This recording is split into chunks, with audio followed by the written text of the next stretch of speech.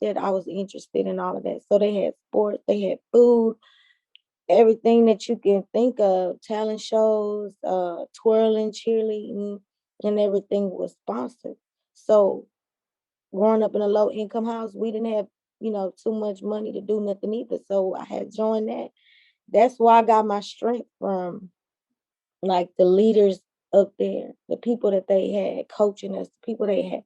That's where I got all my strength from. And I have one coach that's name is Natalie, and she was more of a mother figure to me than anybody. And I call her mama to this day. The world was cursing me. This is for strength, courage, and wisdom. They can't keep us in shackles. You're the one that could change the trajectory of those family matters. Be the first college grad, be the first millionaire. Be your own wildest dreams, cause the world ain't fair. I am the greatest, I am the one. Lead the way, you will be done.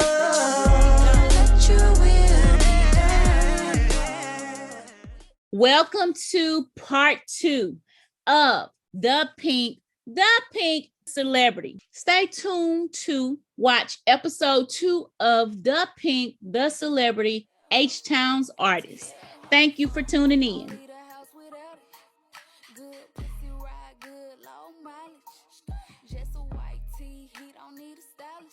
What the fuck happened to me yesterday, girl? I ain't got no type, but that my white hoe. We still going out tonight, right? Girl, you tripping. Bro, I'm outside. Come outside. It's some crazy shit going out here. These motherfuckers. You said what? People shooting people, bitch. Where the fuck y'all hoes at? Yeah, let's go. Get all that shit. Let's go.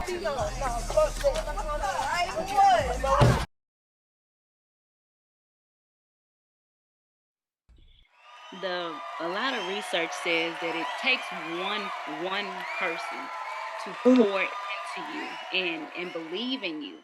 And I'm listening to your testimony, and you're illustrating that, and and you're talking about the benefit of extracurricular activities and those after school programs and how they add value. And it's amazing that they are taking so much money away from those programs in our communities. I don't see it no more. Yeah. They don't want to send them on field trips. They want to take away from the fine arts programs. And you are a testimony right now to the benefit of having those programs, because when you don't have those programs, you go home to environments where you don't have that support and that love. Yeah. You have moms just cook and go away. They don't do nothing else. Like some of those kids be depressed. Just got a lot of issues going on. Their parents don't know, and their parents got a lot going on for themselves, and then they don't, pay attention to their kids. So it's something to do. I try to clean my room up, not have a reason to stay in the house. Just run. I will run to go to the park, because that's what I wanted to do. And I'm still active to this day. I started teaching cheerleading, twirling, gymnastics, all that for elementary, middle, and high, once I got out of school. So it's just a lot, man. It's a lot, but they do need to bring those programs back for some of those kids, because everybody's household ain't glory. That's very inspirational. So I always ask this question, and it's not in the questions that I sent you. Mm-hmm. What kind? I like to ask. What kind of student were you? What school did you go to? What school did you go to? What, elementary, middle, high? Which one? We can start with high school. High school, I went to 2 high schools. I went to Sterling and I went to Worthing. Okay, those are very good high schools. I know very good people that came out of those high schools. And what kind of student would you say you were in school? I played all sports, so I would say I was a good student / goofy. And I did fight a lot if somebody bothered me. That's about it. But other than that, I was good. And I was very good in sports. I made the papers. I got my scrapbooks, all that stuff to show my kids. And yeah, I was real good in basketball. Started or my ninth grade year, I was point guard at Sterling. So good. I was good. My coaches tried to keep me focused, but I kept getting in a little trouble here and there. How was your interaction with your teachers? Good. None of my teachers called me by my real name. They all called me by my nickname, which was Dinky. So that's what they all knew me by. We had a good relationship. So they tried to keep me from, getting kicked out, and it was just the principals. When they get to me, it ain't nothing they can do about it. Yeah, I look, I can't say anything. I have been a principal before, so I can't say anything. So but as the teacher in that role, you do try your best because you form the relationships and you be like, come on, let's work on it. Let's work on it. And, as the principal, you try to do everything you can because you try to keep the school safe. So you're in the middle, because at the end of the day, the school that you're working with. And most principals that work at schools like Worthing, Cashmere, Mhm, Wheatley, we all know what we're signing up for. So we know our communities, and you have to go in with a heart, understanding what our children are dealing with. And they're coming from a mhm, lot of challenging environments. So listening to your testimony, we understand what you were dealing with, so it's a lot of challenges. So yeah, so a lot of those fights may have been, a lot of emotions involved in that. So and those environments are very challenging. right. So, what advice would you give parents and teachers to support students? Like, what advice could you give? What advice would you have given your mom or your teachers that could have supported you like during that time to help you stay motivated and that could have shifted some things for you um in that season? I think that they should have been more supportive. Like, you know, um, I w- I really had a talent, and it's kids that really have talents in whatever they do, and I was one of them. I was really good in gymnastics. I do backflips, tucks, all of that. Made first place at every meet. So like, I would say, give more encouraging words, and don't just hand pick a child that you want to make it. You know what I'm saying? If you have multiple kids, you tell them both that they can make it in whatever it is that they're trying to do, and you need to try to get them to that. You know, my son loves to dance. I'm trying to force him to get online, do your moves. You know, you in school, build your fan base. You just got to be encouraging. And I'm blunt. I am blunt. If something not right, I'm gonna tell you though. So I'm gonna say no, I ain't supporting that or whatever. But at the same time, I'm not gonna tell you no, you not gonna be nothing, or you know, no, this brother right here, your brother gonna be the one. You don't do that. You know what I'm saying? So if my son telling me that's what he gonna be, I'm gonna say, okay, well let's get to it. That's how I am. And I'm gonna push him to do it until he say, I give up. I'm not gonna give up though.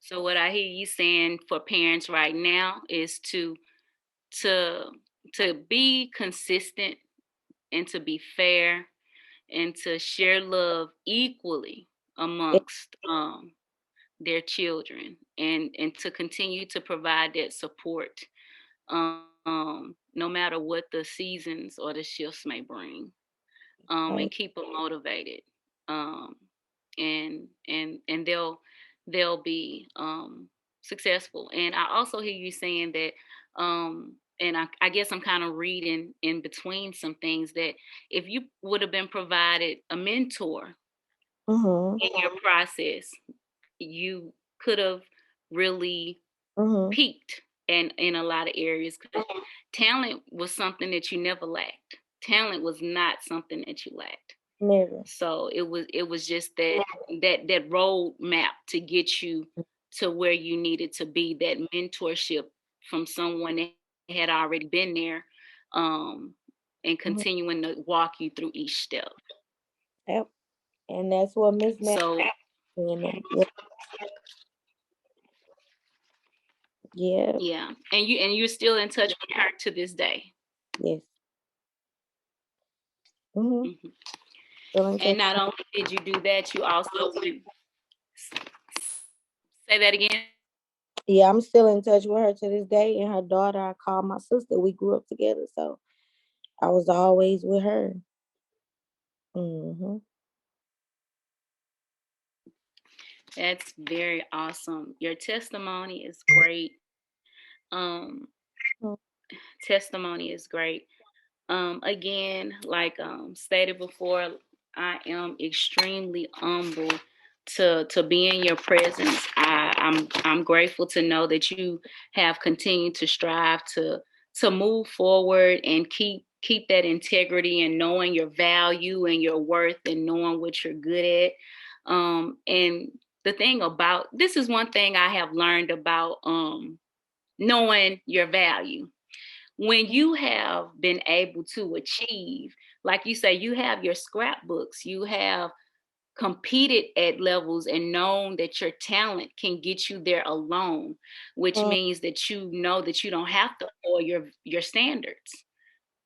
Yeah. So even if it takes you a little bit longer, you know that you're gonna, even it might not even take you any longer than anybody else that does it another way. You just know that my talent is gonna get me where I'm supposed to be.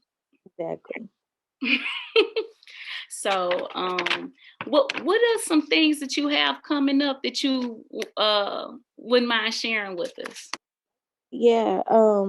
Since I started my new car club, we about to feature in this movie in about 2 weeks. We're gonna have our little script in there. Um, we traveling now, so our first trip, starting over since the pandemic and before last year, because we just starting back up the group. So we're going to Atlanta on the what's that, the 5th through the 8th.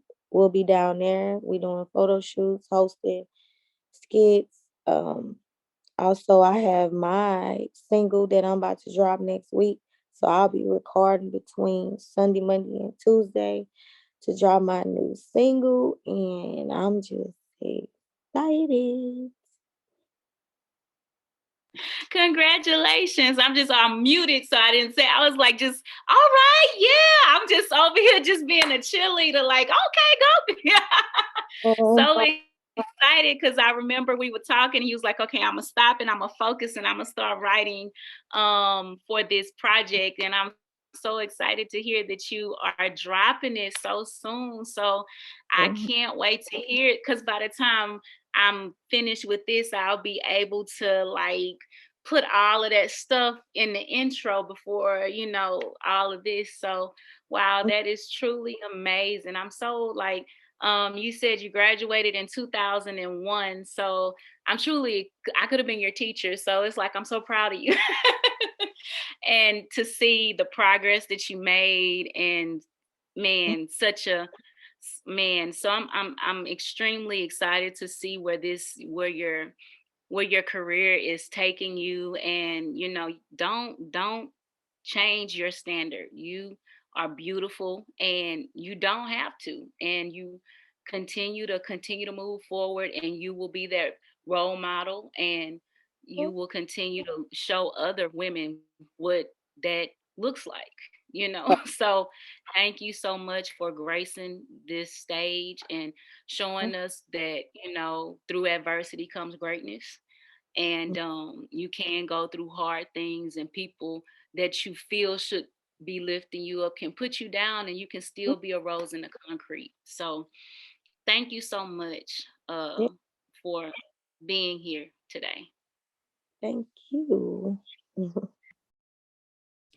Thank you so much. You guys are awesome. We thank the Pink for coming on to share her testimony and her story about how she found her way in this music industry. Continue to support Workshop Wednesday and continue to encourage all those that you see to press forward during this time. She has shown us that you can take a hustle and turn it into an entrepreneurship stream. Thank you for tuning in. Dr. Kiki signing out. Stay tuned on next week where we will bring you more of H-Town's finest. Take care. God bless. Be the first millionaire. Be your own wildest dreams, cause the world ain't fair. I am the greatest.